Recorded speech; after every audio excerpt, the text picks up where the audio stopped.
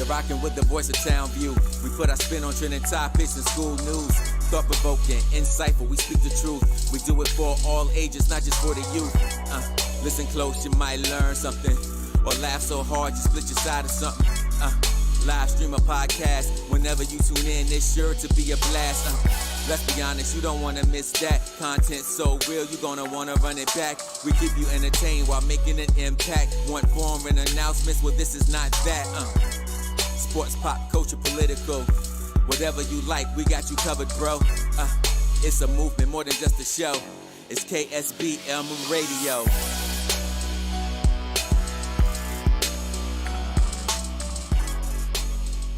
Come closer to the music. Broadcasting live from Marvin E. Robinson School of Business and Management, Dallas, Texas. My radio station. We are KSBM Radio, the voice of Townview. Hello and welcome back to KSBM Radio, the voice of Townview. I am your host, Emilia, and I'm here with my fellow co-host, Jamal, Dulce, Terrence. And we have a very special guest today, Mr. John Falke, an assistant principal here at the Townview Magnet Center. Would you like to say something to introduce yourself? Hey everybody, my name's John Falke. I'm one of the assistant principals at Townview and excited to be with you all here. Thanks for the invite. Well, we're very happy to have you here and for you to take your time here with us. To start off, can you take us back to your childhood and what was it like growing up in Houston, Texas? So I grew up with my two siblings and my parents. I'm a triplet, so we're the only ones in the house, and a lot of it was competition. That was my parents' strategy for raising us. So everything we did was competitive from the moment we had consciousness to when we all left for college. It was a competition between my siblings and I, and that informed a lot of what we did, the choices we made, the activities we participated in, the friends we made.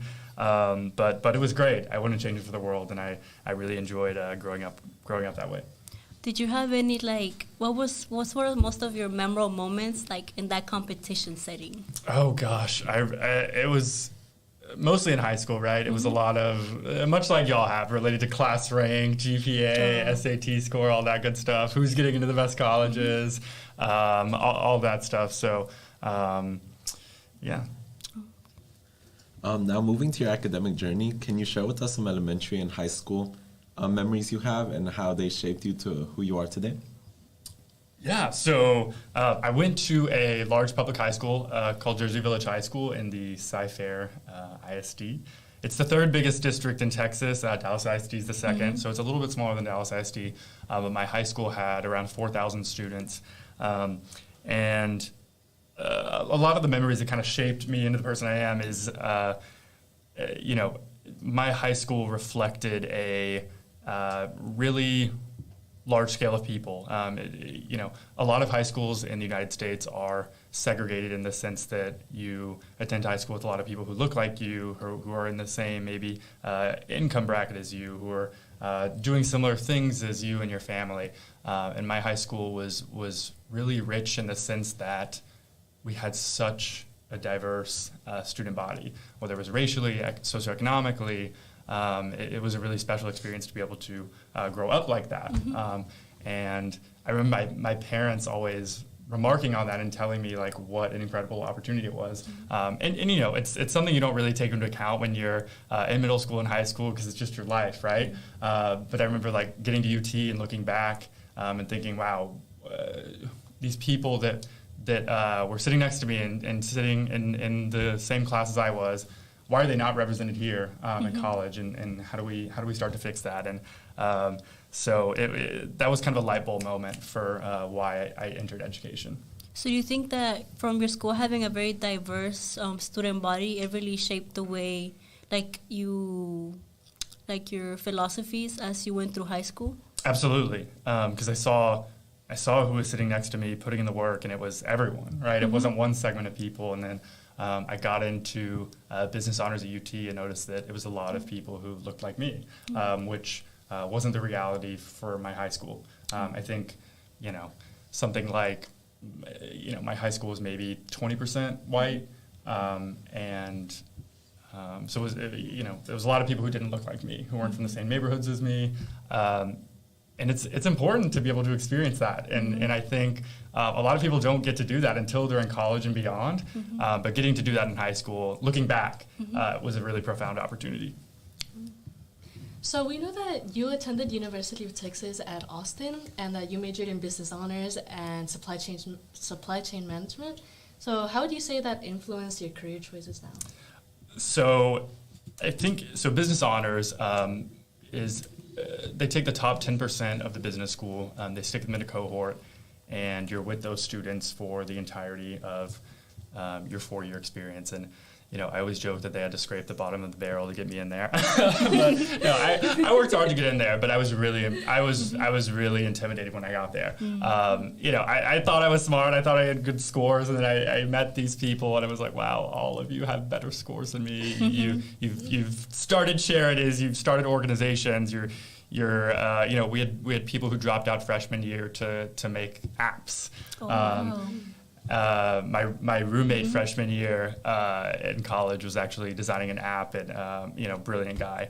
I think he's at Harvard Law now, and he was one of those. And there were so many people just doing the coolest things on earth, and so I felt really out of depth and had this kind of imposter syndrome when I got there. But it was really important for me, right, to be in that environment and to see just the amazing things that people are doing, and to be in I would say it wasn't a hyper-competitive environment because it was really collaborative, but being in a room with 120 leaders really catalyzes that within yourself. I hated public speaking. I was such a nervous public speaker, and I still am. I have some nervous tics. You'll see, even when I present to the staff, my hand shakes, and but I think being in that environment, at age 18, where I was forced to get up and present, in front of 120 people who were all doing the same thing, really helped me out in there. And in terms of, my majors, so I double majored in business honors and supply chain. I crossed off a lot about what I didn't want to do. So after sophomore year, I worked at an investment bank, decided it wasn't for me, switched my major from finance to supply chain because I was interested in defense contracting. So I moved up to the DC area to intern for a defense contractor, decided I didn't really want to do that. And although I didn't have a formal background in education, I applied to Teach for America. Kind of on a whim, got in, and was really sold to the idea of going into education. So it was a lot of box checking on what I didn't want to do, but I'm so thankful that I was in the business school, because just the caliber of people I was surrounded with really inspired me to up my caliber. Yeah, I feel like when you are in an environment where you can learn from other people, it really helps you improve yourself as well. Yeah, absolutely. And also what you said about they had to scrape the bottom of the barrel. That was funny because I was thinking about when we got into Townview. I think I saw a lot of people with higher grades than me, and that kind of intimidated me. But I was like, you know what? I'm surrounded by a lot of people who could teach me so much more than I already know. And that only inspires you to become better every year. No, it's so true. If you're the smartest person in the room, you need to find a different room. And I'm a big believer in that saying. Yeah, because I used to have I used to be scared of public speaking too. So I was I could relate to that. Yeah. So you mentioned how you kind of just applied for this teaching job on a whim. What inspired you to just keep going in education after graduation? So I think it was that light bulb moment that I had when I first got to UT, and seeing why aren't the people who I went to school in high school with reflected in the students that I'm now seeing in college. And how do we begin to fix those barriers, fix those opportunity gaps, so that every single person does have a fair shot at going to college, at getting higher education, whatever zip code, high school background you come from. And so that was kind of my main motivating factor, is what levers can we pull, what systemic efforts can we make to ensure that educational equity is a reality. So during your early years, you served at Dallas ISD as a math teacher for Edison Middle School Learning Center and Dade Middle School. How did your experience as a teacher impact your perspective on education? Oh, it radicalized it, I would say. So I entered into Teach for America, and I didn't know if I was going to stay in education long term, if it was something I really wanted to dedicate my entire life to when I was a first-year teacher. But in that first year, I taught at Edison Middle Learning Center. It's in West Dallas. It merged with Pinkston, so it's no longer there. But when I got there, it was in the 5th year of improvement required under the Texas Education Agency. And 5 years of improvement required, or the IR list, means your campus is closed. And it happened to a lot of schools. It happened to schools in Dallas ISD. It happened to schools, across the state, where 5 years, your campus closed down, or the state could come in and fire and replace the whole board. Oh, wow. So most school districts and their boards, obviously, in that case, decide to shutter schools. Now, I was in the 5th year of the F rating, of the IR rating at Edison. It was a school that experienced, underperformance academically. It was underserved, but it was awesome. I love those kids to death. They are, oh gosh, it's crazy. They're y'all's age now. They're seniors, because I had them when they were 6th grade, so now they're in 12th grade. Yeah, and I taught 6th grade math, and I didn't really know what I was doing. Right, I had my summer teacher training, but I walked in there. I remember my first lesson plan. I had like 15 minutes worth of math, right? So we had like 95 100-minute periods. It was an extended school day, and so it's the first day of school. Like, I'm looking at these kids, they're looking at me. I'm like, I don't know what I have planned. I mean, thank God it's 6th grade, right? So it's a new school for them, and I feel like now, once you're into the year and you don't have a game plan for like your last hour of the period, like, oh yeah, it becomes chaos. And I wasn't really a sharer, right? I don't really like to talk about myself. I was always that teacher, like, y'all are gonna groan, but I was that teacher who was like, the first thing you do on the first day of school is like, we start instruction and we have homework on the first day of school. And I remember my students, they would always walk in, they were like, we have homework, like, we're learning today. Yeah, especially on the first day of school. Yeah, we're learning today. Welcome to school. And so, put in the work. God, I remember sitting at Edison, and my classroom overlooked this atrium, and one of my teacher friends, she taught 8th grade English language arts. She was across the way, and I could always tell she was there because her light was on, and we'd be the 2 people in the building working late until like 8 p.m., working on lesson plans and trying to make it better, and it worked out. My kids had the highest star scores in the whole school. As a first-year teacher, they killed it. And we took that school from an IR, an F, to a C. And the math department actually got a B. And it was something we all worked really hard for. I mean, those teachers, it was such an amazing group of teachers, and I think just empowering students in that way was something I will never forget during my first year. Unfortunately, the board, they voted to shutter it, or merge it with Pinkston rather, not close it outright before we even got our scores. So that was a bummer, right? There was no more middle school in West Dallas. It was merged into Pinkston as a 7 through 12. But luckily, so they went there the next year, and then all the elementary schools became K through 6s. And then I had the opportunity to go to Dade Middle School next year. My principal, who was at Edison, he saw the good work I was doing in the classroom, and he asked me to come with him to his next school. So I went to Dade, in Fair Park, different neighborhood than West Dallas, different students, different heuristics for teaching and for learning, and it kind of upended everything I thought I knew and I thought I was good at, right? Like, I was entering to year 2, like, feeling really good. I got these hot star scores, like, I'm sitting well. And I remember the first day of school, I was like, it's a completely different ballpark. It's every school is different, right? And has different challenges and different opportunities and different growth points. And so it was really healthy to get to do that because I didn't really settle into my own ways. I was like, okay, how do I adapt? How do I meet the needs of these kids just as much? And I ended up teaching 6th grade, 8th grade, and Algebra 1. So I had 3 different,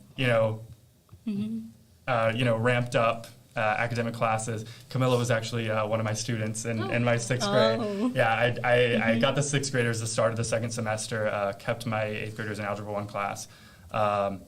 And so mainly did 8th grade in Algebra 1, but did the same thing. We got the highest star scores in that 8th grade in Algebra 1 class, and exited and felt like I loved every minute of it. Well, not every minute of it, as Camilla might attest. She's like, I don't think you liked every minute of it, but it was awesome, and I love that school, and I would have stayed there had I not had the opportunity to go to Comstock. I'm sure it was a great experience, especially like as you moved on to different middle schools, how you experienced the different type of students you could have, and especially with the schools, their different goals they want to accomplish. Absolutely. So while teaching, you pursued a master's degree in the education Southern Methodist University. How did the additional education contribute to your growth as an educator? Oh, it absolutely did. So as I mentioned, I didn't have formal teacher or educator training, right? So I kind of went in there and, winged it. Obviously, my assistant principal, my principals taught me how to teach for the most part, but it was awesome to get that academic background as well. And so I'm going to be honest, I didn't always want to go because I'd teach the full day, 8 to 5, and then I'd have to trek to SMU for class from like 6 to 9 twice a week. And I did that for 2 years, but I had amazing professors, amazing mentors, and it was all with my Teach for America math cohort. So we got really close, we shared strategies, we lesson planned together, and it was cool to be, 22 years old, 23 years old in a community of other 22 and 23-year-olds who were doing the hard work, right? Y'all's teachers work hard, okay? Like, trust me. And so it was great to have that avenue to learn more and to be in community with people who were, understanding the struggle, but also, working to get better. So did they show you how to make your lessons longer? Because you said the first one was like 15 minutes long. Well, I realized that like 15 minutes in, right? So I was like, okay, I'm going to have some problems with this. And really, I tried to do like some card activity with a deck of cards. The it's like, icebreakers. I didn't even do that. No, of course, now these are all things that, I learned to do and to build that sense of community, because I wasn't great at it my first year. But I had this like deck of cards, and I was like, something with addition, subtraction, 6th grade math, right? And I had one deck of cards for like a class of 35, right? Like this, where it was like one group. So it's like me demonstrating with these cards. I have 35 kids sitting there like, what are you doing? But I got much. I would say my growth from day 1 to day 2 was probably the period of most rapid growth than any other. Yeah. I was like, oh God, day 2. How do I fix this? No, but you got there. Yeah. We got there. The kids got there for sure. The improv. Yeah. Improvisation. Okay, so I wanted to go back to when you were the math instructional lead at Comstock Middle School, and how that role differed from being a classroom teacher, and what are some lessons that you learned from the change? Yes. So Comstock, I loved Comstock. I loved all the middle schools I worked at, but Comstock was special because it's kind of where I learned to be a leader, and learned how to take that out of myself and more impact that systems level change. Because I knew I could do it in the classroom. I did it at Edison, I did it at Dade. And so for Comstock, it represented the next step of like, okay, how do I do what I did in my classroom, but in all the math classes, right? So it's kind of that intermediate step. Before you become an assistant principal, most people become an instructional coach, an instructional lead teacher, some intermediate step, before you start evaluating teachers, evaluating whole schools. And so it represented a really important intermediate step for me. And so it differed from being a classroom teacher in that I only taught 1 period, or 2, depending on the year. So when I first got to Comstock, there was a need in 7th grade. So I taught 7th grade math. It was the only math I hadn't taught yet, because I taught 6th grade AP, 8th grade AP, which is algebra. And then so I hadn't done 7th. And so I did 7th grade math. I taught that first period, and then the rest of the day, I did student discipline, I supported math teachers, and kind of was a quasi-administrator. So Comstock was laid out. It had a 6th grade hallway, a 7th grade hallway, and an 8th grade hallway. So it was me just doing a lot of student culture support, being there at the lunches, helping coordinate with teachers, and making sure that math lesson plans were rigorous, that students were getting the great instruction that Comstock students deserved. And so I did that in 7th grade, and then my 4th year in Dallas ISD, I moved up with them to 8th grade. Which was great because I knew all the students, I knew all their parents. I had them on speed dial, right? Like anybody pops their head in the hall, I'm like, your parents getting called. And so it was funny because it was laid out in that way. So I was on one end, and then my assistant principal and counselor were on the other end, and we just had our desks in the hallway, and students would look out and poke their heads out and be like, okay, no, I'm not going out there. They're all sitting there, and so it was great to get to know the kids for that extra year because I never had that, right? I had been like 1 year at Edison, 1 year at Dade, and 1 year at Comstock. So getting to do that for a second year was really impactful because I got to create relationships with students more than like telling them what to do, where to go, and like math stuff. But it was also great in that I was working with all the math teachers for a second year. So I hired a really awesome crop of teachers.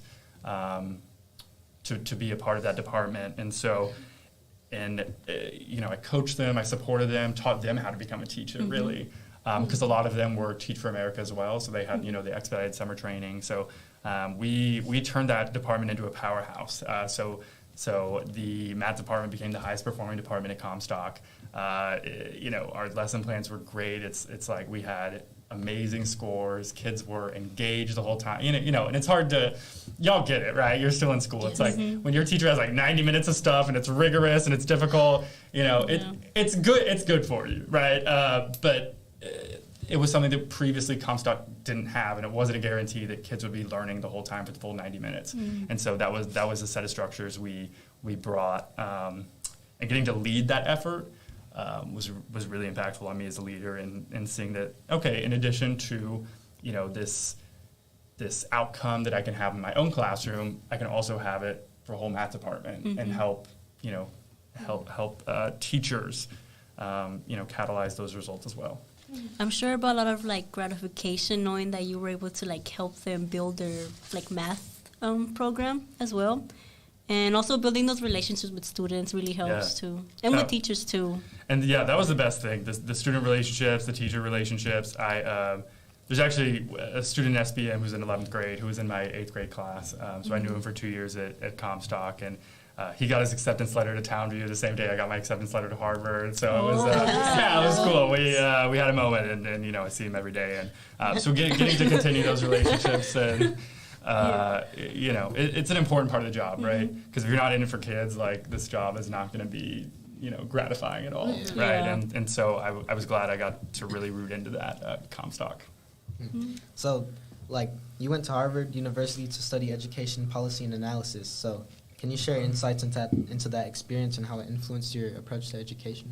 Yeah. So I initially applied. The COVID years were hard, right? Like it was hard to be that person who was responsible for student culture, student grades, teaching. So I ended up applying to Harvard on a whim because I was interested in school leadership. I knew I wanted to pursue that, but I was still interested in like what levers can we pull maybe outside the classroom that influence this? What can we do, public policy wise to lead to better student outcomes, to closing the opportunity gaps. So applied to Harvard on a whim, ended up getting in the same day the Townview letters went out, right? So it was great. It was like the last few weeks of, or no, it must have been before that. It must have been March, right? March, something around that time. But moved up to Cambridge, Massachusetts to study education policy and analysis, and it was a dream, right? It was everything I thought about Harvard was true. It was rigorous, it was tough, but getting to be in community with all those people and learn and write research papers and read research, it did influence my approach to education because I wasn't fully experiencing it in a practical way. I was experiencing theory and how to take this theory and apply it to all the experiences I had. So it was important for me as an educator to have that experience to like take the year off, come back in, and use what I learned to be the best assistant principal I could be. Well, that's very interesting, but now let's go back to a little bit to your past. We heard you were a triplet. Yes. And I wanted to ask, you and your siblings attended Texas A&M while you attended UT Austin. Mm-hmm. And can you tell us a fun story or a memory about your college days with your siblings? Yeah, so it's hard because we didn't go to school together. It's funny because I kind of waited for my siblings to make their college choices before I made mine, right? I kind of decided like, okay, wherever my siblings don't go, that's where I'm gonna go. So had they picked UT, I might have wound up at A&M or one of my other options that I was thinking, right? But they both picked A&M, and thank God, because I loved UT and had the most amazing 4 years there. But it was just so funny that was like a major factor of my college decision journey. It's like something most people, you just go where you want to go to college. No, I was like, I need to get away from my siblings. And I love my siblings. We're very close now. But in high school, we fought like dogs. And it was, that hyper-competitive environment I was telling you about. But a fun story, oh my gosh, I won't go too into depth on this, but my siblings always came up for our birthdays, right? Our birthdays. Yeah. So May 11th. So we got to celebrate like our 20th, our 21st birthday together, our 22nd. So those were some of my favorite memories. And they would come in, they'd meet all my college friends. Be like, oh my God, John has siblings, and they're not just like this abstract concept of triplets. Like, y'all look alike. Obviously. I'm sure it was like a shocker when they saw you were a triplet. Yeah. No, and it's funny because they all knew, right? But I don't think they met most of them didn't meet my siblings until my third year when they started coming to Austin a little bit more. Oh, y'all look alike. Oh, wow, shocker. Yeah. We're not identical, but we very much do look like close siblings. Mm-hmm. Well, we also saw that you have a minor in Spanish. We wanted to ask you how Spanish has been beneficial to your personal life or just your career. So it has been beneficial. Estudié en Argentina después de mi primer año en la universidad. Ah, mira, sí sabe. A la Universidad de San Andrés. Y viví en un vecindario se llama Recoleta en Palermo, in Buenos Aires. And that's kind of where I honed in my Spanish. I studied Spanish all 4 years, and I went up to Spanish 6 in high school. I wish my Spanish was better. I feel like I can read it. I can watch movies like subtitled in Spanish. My conversational Spanish needs some work. And I have a few months I'm actually officiating a wedding in Spanish in Mexico in March. And I'm supposed to be writing the script for this wedding with my friends next weekend. And I need to hit the Duolingo a little bit harder or something. Or the Spanish speakers among y'all, come see me in the hallway and speak Spanish with me. Yeah. No, have you seen like the TikToks, the comments from Duolingo? They'd be so funny. Oh yeah, no, I've seen the little mascot, right? The blow up. Yeah. Have you done your lesson yet? No. Terrible. But I'm sure it's come in really handy just to like communicate with parents too. Oh, it is. Yeah, I talk to parents every day, and about half the time it's usually in Spanish. But then I have I'll make my script, I'll translate it to Spanish, and I'll like say it. And then they come back with this really advanced Spanish. I'm like, fast momento. And then I have to like distill down what I'm saying. And yeah. But it's been beneficial, right? Because I think it shows the parents that I'm invested and I care. And it's important, right? Like this is a multicultural school. I've only I've been at multicultural schools, and I don't look like most of the students in the school or my previous school, so I think it's helpful to communicate with parents. They see like, okay, this dude like has a a vested interest, and so and just I need to work on it. I told somebody the other day like I am committing to being fully bilingual again by the end of 2024. It's on the New Year's resolution, so y'all gotta hold me accountable. I'm gonna come up to you in the hall and be like go do a random conversation in Spanish. No, please do. It would help me. Considering your extensive experience in education, what advice would you give high school students? Oh gosh, I would say Take advantage of all the knowledge your teachers have, because they've all been all the journeys that y'all are going through. Y'all are going to be applying to colleges this summer, right? Most of y'all are juniors, and so all your teachers have been there, and they've gone through the same process. And times have changed a little bit, obviously, but take advantage of their knowledge. And that's something I did a lot of when I was in high school. I wanted to talk to everybody. I knew I wanted to go out of state. Initially, so I was just picking the brains of anybody at my disposal who I could have. I would say visit the colleges before you apply to them, because it's one of the biggest decisions you'll make of your life, right? It's where you're spending 4 of the most formative years of your life. It's where you'll meet the majority of your lifelong friends, and so it's a big decision. So for high school students, it's all about getting into college, having a successful college experience, and setting yourself up for that. So studying as much as you can, right? Of course, I'm going to say that, right? But, you're going to study for these AP exams, right? Get those 3s, 4s, 5s, because it's going to pay off. I mean, it made my course load a lot easier in college, knowing that I didn't have to take the 30 or 40 hours that I saved on AP exams. Okay. What are some philosophy? What's the most impactful philosophy that you carry on till this day? Yeah, I think one of the things I think is really important to school culture and school operations is happy teachers. There's a lot of research on in the private sector about cultural strength of a firm, of an organization yields positive returns for capital. And the same thing is absolutely true for schools. If you have happy teachers, if you have happy students, we're going to get to where we need to be, scores-wise, et cetera. All those things that are our job, right? Educating you all, making sure that you have positive outcomes.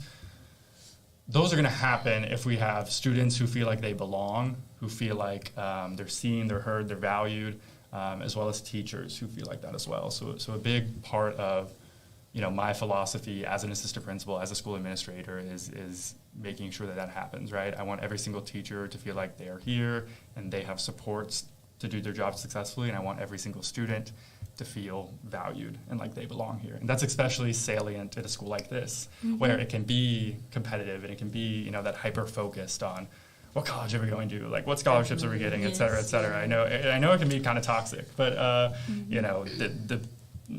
I really believe in every single student. If you're here, you deserve to be here because you applied and got in. Now, what can we do to make you feel welcome, to make you feel successful, and make you be the best person you can be? But what about college advisors? Because I think they said that business doesn't have college advisors, do they? Or did they? I don't know. They said something about that. Who? I don't know. They said that we didn't have college advisors. He said who? Y'all have college advisors. Somebody said that we don't have them. You have college advisors. I don't know. ASP and EIF are our 2 college advisory programs. So looking back at your career, what was one of your proudest accomplishments and why? I think cultivating that environment at Comstock, because it made me realize that I could be a school leader. I was kind of unsure before. I knew I could be a great classroom teacher, but being a great assistant principal or a great principal, I didn't know if, I was interested, but I didn't know if I would be successful. So getting to do that on a smaller scale at Comstock probably was my proudest accomplishment. Just between the hiring, between the student culture, between the staff culture, between the results we got, absolutely my time at Comstock was probably my proudest accomplishment. I'm sure it was a great experience to be there. Yeah. So we want to thank you so much for joining us today. And do you have any other closing words that you would like to tell us? I don't think I do. But thank you so much for having me. Really appreciate y'all's time and all the effort that went into this. I've never been in the recording studio before, but good experience. Invite me back, y'all. That's great. Yeah, we enjoyed having you. All right. Well, thank you, Mr. Falke, for joining us today. Your journey and insights have, genuinely enriched our conversation. We're grateful for your time and wealth of experiences. And to our listeners, big thank you for tuning in. Don't forget to follow us on our social media, Facebook, Twitter, Instagram, TikTok. Stay tuned. Until next time, stay engaged and stay awesome.